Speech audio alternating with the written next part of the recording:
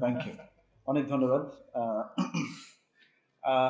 আমি শুরু করি আমার ব্যক্তিগত জায়গা থেকে, যে 2017 সালে যখন আমরা দেখি এত বিশাল পরিমাণ রোহিঙ্গা রেফিউজি আমাদের এখানে আসে, এর আগ পর্যন্ত আমার আসলে ডক্টর ইরশাদ বলছিলেন যে আমরা রোহিঙ্গা সম্পর্কে জানি না তেমন একটা। এর আগে আমার একাডেমিক হিসেবে আমার কাজের জায়গাটা ছিল না এবং আমিও খুব বেশি জানতাম না। এবং 17 সালেই আমি নিজের টাকা খরচ করে আমি চলে যাই ওখানে। তখন আমার কোনো প্রজেক্ট, রিসার্চ ফান্ড এগুলো কিছু ছিল না। বোঝার জন্য, মানবিক জায়গা থেকে গবেষক হিসেবে কাজ করার বাইরে শুরু করি সেই জায়গা থেকে। এবং তারপরে মানে খুব প্যাশনেটভাবে কাজ করছিলাম, যে খুব করে চাচ্ছিলাম যে তারা তাদের নিজ দেশে ফেরত যাক। এবং কাজ করতে করতে যেয়ে দেখলাম যে জটিলতা কোথায়। এবং জটিলতার একটা বড় জায়গা হলো, আপনারা কিছু তথ্য দিয়েছেন আপনি, তারপরও গ্লোবাল কিছু তথ্য যদি দেখেন, যে প্রতি বছর উদ্বাস্তু কিংবা শরণার্থী কিংবা ডিসপ্লেস পপুলেশনের সংখ্যা বাড়ছে। ইউএনএইচসিআর এর একটা ডেটা 23 সালের শেষ নাগাদ পর্যন্ত সারা বিশ্বে 43.4 মিলিয়ন ডিসপ্লেস পপুলেশনকে কথা বলছে। তো গত এক বছরের ডেটা তারা কম্পাইল করেন নাই, তো ওটা করলে আরও বাড়বে। তো প্রতি বছর বাড়ছে এটা।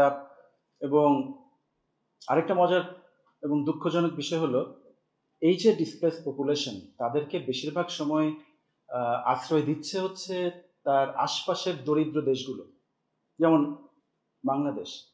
আমাদের নিজেদেরই অনেক ধরনের উন্নয়ন সীমাবদ্ধতা রয়েছে, আমাদের নিজেদের অনেক সমস্যা রয়েছে। এই জটিলতার মধ্যেও আমরা বাধ্য হয়েছি মানবিক জায়গা থেকে তাদেরকে আশ্রয় দেওয়া। এবং আমরা কিন্তু তখন পর্যন্ত কিংবা এখন পর্যন্ত আমরা নিশ্চিত না আমাদের রোড ম্যাপটা কি। এই যে আমরা ব্যাকগ্রাউন্ড দেখলাম যে 70-এর দশকের শেষ থেকে 17 পর্যন্ত যতবার আসছে রোহিঙ্গারা আমাদের এখানে, 17 বাদ দিলে বিতর্কিত হোক, আমরা এটা নিয়ে ডিবেট আছে, আমরা কিংবা মায়ানমারের সাথে কথা বলে আমরা তাদেরকে ফেরত পাঠাতে পেরেছি। সেটা হয়তো ভলান্টারি ছিল না, সেখানে অনেক কিছু মানা হয়নি, এবং একটা গ্রুপ আবার রয়েও গেছে।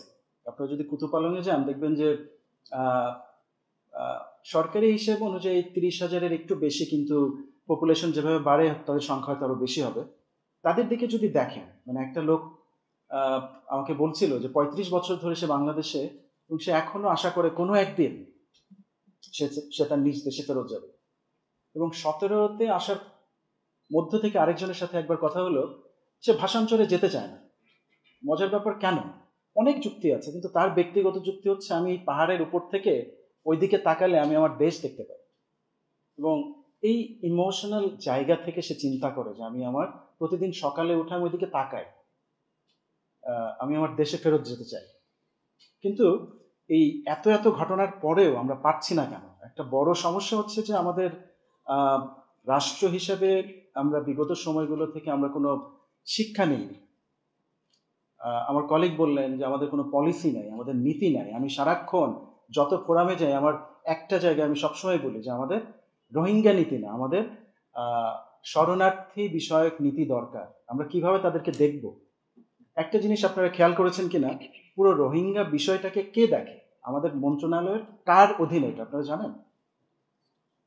এটাকে দেখা হচ্ছে দুর্যোগ ব্যবস্থাপনা মন্ত্রণালয়ের অধীনে। এটা হচ্ছে সরকারি জায়গা থেকে, কিন্তু এটা তো দুর্যোগের বিষয় না, এটা প্রাকৃতিক দুর্যোগ না, তাই না? এটা হিউম্যানিটেরিয়ান ক্রাইসিস। তাহলে দেখেন, আমাদের ফোকাসের জায়গাটা একটু ভিন্নভাবে দেখছি। আর রাষ্ট্রীয়ভাবে আরেকটা খুব প্রবলেমেটিক জায়গা থেকে আমরা দেখি তাদেরকে, সেটা হচ্ছে সিকিউরিটি জায়গা থেকে। যখনই রোহিঙ্গা নিয়ে কথা হবে, দেখবেন যে কথা বলছি আমরা ড্রাগ, আমরা কথা বলতেছি র্যাডিক্যালাইজেশন, আমরা কথা বলছি ধর্মীয় উগ্রবাদিতা আরও বাড়বে, এবং তাদেরকে নানানভাবে কন্ট্রোল করা। কিন্তু আমরা কখনোই ভাবি না যে এই বিগত সমস্যার ঐতিহাসিক সমস্যাগুলো থেকে আমরা কি শিখলাম, সেই অনুযায়ী আমাদের একটা লং টার্ম একটা নীতি থাকবে কিনা, রোড ম্যাপ থাকবে কিনা, রূপরেখা থাকবে কিনা। কারণ আপনারা দেখেন যে এটা আরও বেশি বেশি জটিল হচ্ছে। ইউক্রেন আসলো, আমরা ইউএস এর কথা বলেছি, তাই না?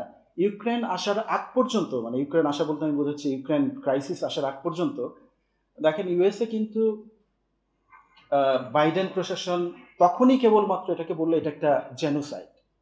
এর আগ পর্যন্ত এটাকে জেনোসাইড হিসেবে স্বীকৃতি দেওয়া হয় না। এবং এর বিপরীতে তারা কি করলো, যে দেখেন যে প্রায় কয়েক লক্ষ ইউক্রেনিয়ানদেরকে বিভিন্ন দেশে, আমেরিকা নিজেই 1 লক্ষের উপরে এবং কানাডাতেও আছে কয়েক লক্ষ, তাদেরকে থার্ড কান্ট্রি রিলোকেশন বা সেটেলমেন্ট যেটা আমরা বলি, সেদিক থেকে দেখেন রোহিঙ্গা অলমোস্ট জিরো। 2017-এ হয়তো একজনকেও আমরা পাবো না। এখন বৈশ্বিক প্রেক্ষাপটে দেখেন যে রোহিঙ্গাদের গুরুত্বটা কত, খুবই কম, খুবই কম। এবং এখানে বিগত সরকারের সময় আমরা চূড়ান্তভাবে ব্যর্থ, আমরা কূটনৈতিকভাবে ব্যর্থ, আমরা রাষ্ট্র হিসেবে ব্যর্থ ছিলাম, আমরা এই জায়গাটাকে নিতে পারি। এখন গত বছর না সরি, মার্চ মাসে যখন রোজার মধ্যে যখন অ্যান্তোনিও গুতেরেস আসলেন, তখন আমাদের চিফ অ্যাডভাইজার তারা গেলেন ওখানে, তো একটা নতুন করে আমরা একটু আশার সঞ্চার দেখলাম, তাই না? আমাদের অন্তর্বর্তীকালীন সরকারের চিফ অ্যাডভাইজারের যে বৈশ্বিক যে ভ্যালু, ইমেজ, সেটা দিয়ে সে অনেক কিছু করতে পারবেন, সেটা একটা আমাদের মাথার মধ্যে আসলো। এবং পরে তার আগে আরেকটা ঘটনা ঘটলো যে একজন বিশেষজ্ঞকে, হাই লেভেল একজন বিশেষজ্ঞকে এই বিষয়টাকে দেখার জন্য নিয়োগ দেওয়া হলো, যেটা কিন্তু দেখেন বিগত সময় থেকে এখনকার সময়ের পার্থক্যের জায়গা, মানে কতটা গুরুত্ব দিয়ে আমরা এখন দেখছি। তাতে করে যেটা হবে যে আমরা প্রতিনিয়ত এই বিষয়টাকে বৈশ্বিক প্রেক্ষাপটে রাখতে পারবো। কারণ বাংলাদেশ রাষ্ট্র হিসাবে কূটনৈতিকভাবে, অর্থনৈতিকভাবে উন্নয়নের জায়গা থেকে আমরা খুবই দুর্বল, এটা আমাদের মানতেই হবে। আমরা মিয়ানমারের সাথে দ্বিপাক্ষিকভাবে পারছি না, কোনো ডায়ালগ করে পারছি না। মিয়ানমার অনেকবার আমাদেরকে আশ্বাস দিচ্ছেন, এবং এই ষষ্ঠ বিমস্টেকের সভাতেও আমরা যে সাইড বৈঠকে যেটা আমরা পেলাম যে 1,80,000 নিতে তারা রাজি হয়েছে, কিন্তু এটা এমন এক সময় বললেন যে সময়টা হচ্ছে পুরো রাখাইন প্রদেশটা মিয়ানমার সরকারের হাতে নাই। তাহলে এটা কি একটা রাজনৈতিক চাল, যে বাংলাদেশ সরকারকে আমরা একটু বোঝালাম যে হ্যাঁ আমরা নিতে রাজি আছি? মিয়ানমার সরকার কি আরাকান আর্মির সাথে নেগোসিয়েশন ছাড়া এই ধরনের কথা বললে সেই আরাকান আর্মি কি সেটা মেনে নেবে? সাম্প্রতিক জটিলতা এইটা যে আরাকান আর্মি এবং মিয়ানমার জান্তার সাথে রাখাইনকে নিয়ে যে বর্তমান যে যুদ্ধ অবস্থা চলছে, সেখানে আসলে যে কোনো এক পক্ষ এককভাবে কোনো স্টেটমেন্ট দিলে সেটা আসলে খুব সাস্টেইনেবল হবে না, হচ্ছে না, তাই না? পরবর্তীতে আমরা কিন্তু দেখলাম যে আমাদের পররাষ্ট্র উপদেষ্টা এবং মাননীয় ডক্টর খলিলুর রহমান উনি নিজেও বললেন যে এই সময়টা আসলে ভোলাটাইল সিচুয়েশন একটু কঠিন। এবং কঠিন কেন দেখেন, এবং এটার মধ্যে থেকে একটা পজিটিভ আমি দিক দেখি, সেটা হচ্ছে যে মিয়ানমার স্বীকার করে নিল যে রোহিঙ্গারা তাদের দেশের অধিবাসী, এই 1,80,000 বলার মধ্য দিয়ে। এবং আরেকটা বিষয় যেটা আমরা দেখছি যে রিপ্যাট্রিয়েশন খুব সহজে হবে এরকম কোনো কিছু বলা যাচ্ছে না, যে কারণে আমি কয়েকটা লেখা লিখলাম। প্রথম লেখা ডেইলি স্টারে লিখলাম, যে টাইটেলটা ছিল এরকম যে will Rohingya repatriation ever happen, ওই বছর 2022 সালে। ওই বছর আরেকটা লেখা লিখলাম যে মিথ অফ রিপ্যাট্রিয়েশন, মানে হতাশার জায়গা থেকে আদৌ কি আমরা রিপ্যাট্রিয়েশন করতে পারবো কিনা, প্রত্যাবাসন করতে পারবো কিনা, ডিগনিফাইড, ভলান্টারি, এবং তাদের সেফটি এনশিওর করা, সিটিজেনশিপের কথা আসছে। অনেকে আবার বলছে একটা সেফ করিডোর, কিন্তু সাম্প্রতিক অবস্থায় এটা কি সম্ভব কিনা সেই বিষয়গুলো আমাদেরকে রাখতে হবে। এবং রিপ্যাট্রিয়েশন না হওয়ার কারণে যে এই 10 লক্ষের বেশি, তাই না, 1 মিলিয়নের বেশি জনগোষ্ঠী এখন তাদের এডুকেশন, তাদের জীবনমান, সেটা কি হচ্ছে সেদিকে আমরা খুব বেশি নজর দিচ্ছি না। তাদের যে আইডেন্টিটি ক্রাইসিস তৈরি হচ্ছে এখন, এখানে যে শিশুরা জন্মগ্রহণ করছে তাদের শিক্ষা ব্যবস্থা, আপনার খবরে হয়তো দেখেছেন যে একটা ছেলে অনেক চেষ্টা করে তারপরে রোহিঙ্গা একটা ছেলে আমেরিকাতে পড়তে যেতে পারলো, কারণ তার সিটিজেনশিপ নাই, আইডেন্টিটি নাই, ভিসা নাই, পাসপোর্ট নাই, কিভাবে তাকে বিদেশে পাঠানো হবে। এই যে জটিলতাগুলো বাড়ছে এবং প্রতি বছর নতুন শিশু হচ্ছে, এবং আপনারা ক্যাম্পে যদি যান দেখবেন যে ছোট্ট একটা ঘর, সেই ঘরে তারা কিভাবে মানবেতর জীবনযাপন করছে, এটা তাদের প্রেক্ষাপটে আরেকটা জিনিস। আরেকটা খুব জটিল বিষয় ধারণ করছে, আপনি একটু বলবেন সময়। আরেকটা জটিল বিষয় যেটা হচ্ছে যে আপনি 17 সালে দেখবেন যে আমরা কিন্তু দল বল নির্বিশেষে চলে গেছি তাদেরকে নিয়ে আসার জন্য, তাই না, তাদেরকে সাহায্য করার জন্য। এখন দেখেন মানে সেই সিম্প্যাথেটিক অ্যাটিটিউড নাই, এটা একদম টেনশন তৈরি হচ্ছে। এটা সারা পৃথিবীতেই হয় যে যত বেশি সময় ধরে রেফিউজি এবং হোস্ট কমিউনিটি পাশাপাশি থাকবে, তত বেশি তাদের মধ্যে টেনশন বাড়তে থাকে যদি সাস্টেইনেবল কোনো সলিউশনের দিকে আমরা না যাই।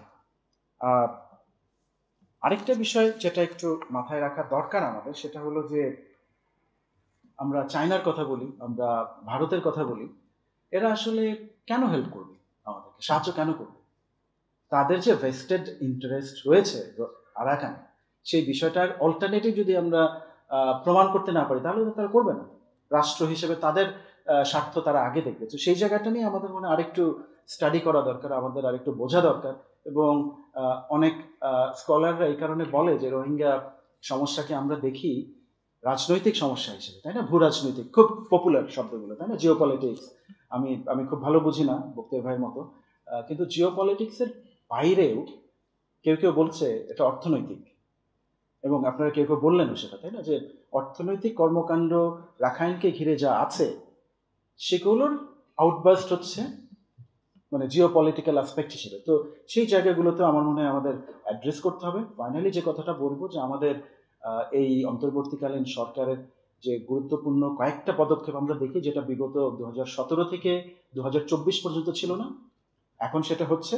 এবং সেই জায়গা থেকে আমার মনে হয় ওনারা যদি আরেকটা কাজ করেন, যে একটা রূপরেখা, একটা রোডম্যাপ করেন এবং একটা নীতি প্রণয়ন করেন, এবং সাথে সাথে কি হবে রিপ্যাট্রিয়েশন যদি না হয় বা অনেক দেরি হয়, তাহলে দুটো জনগোষ্ঠী, হোস্ট এবং রোহিঙ্গা জনগোষ্ঠীর সহাবস্থানের জন্য তাদেরকে অর্থনৈতিকভাবে আরেকটু স্বাবলম্বী করার জন্য কি করতে হবে, সে জায়গায় আমার মনে হয় হস্তক্ষেপ দেওয়া খুব জরুরি।